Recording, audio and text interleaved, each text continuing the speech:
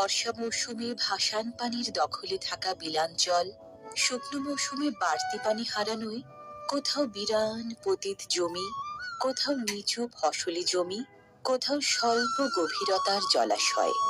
শীতকালের বিস্তীর্ণ এই নিম্নাঞ্চল বিখ্যাত বিল গাজনা বা গাজনার বিলের। শীত সকালে গাজনার বিলে দিনের আলো ফোটে দেরিতে, শিশিরে ভিজে থাকে মাঠ ঘাট প্রান্তর।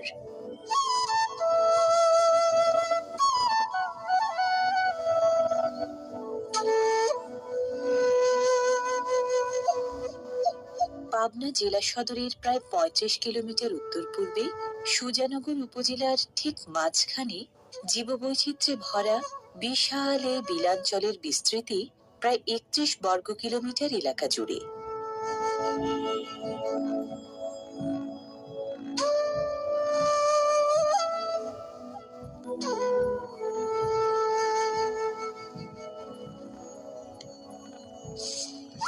এখানটায় বীজ ধানের গোছগাছ চলছে।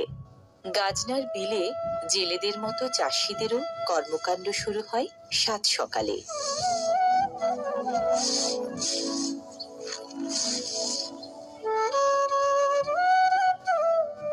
গাজনার বিল অঞ্চলে আবাদি জমির পরিমাণ প্রায় ১০,০০০ হেক্টর। এক ফসলি জমি প্রায় ৫০০ হেক্টর, দুই ফসলি জমি ৭,৫০০ হেক্টর এবং তিন ফসলি জমি ২,০০০ হেক্টর।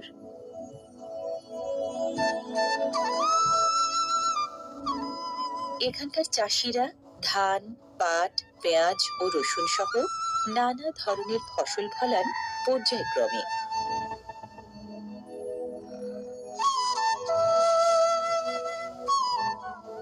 শুকনো মৌসুমে বিলাঞ্চলের তুলনামূলক উঁচু এলাকা থেকে বাড়তি পানি নেমে গেলেও নিম্নাঞ্চলের খাল, বিল, নদীতে কম বেশি পানি থাকে সব সময়।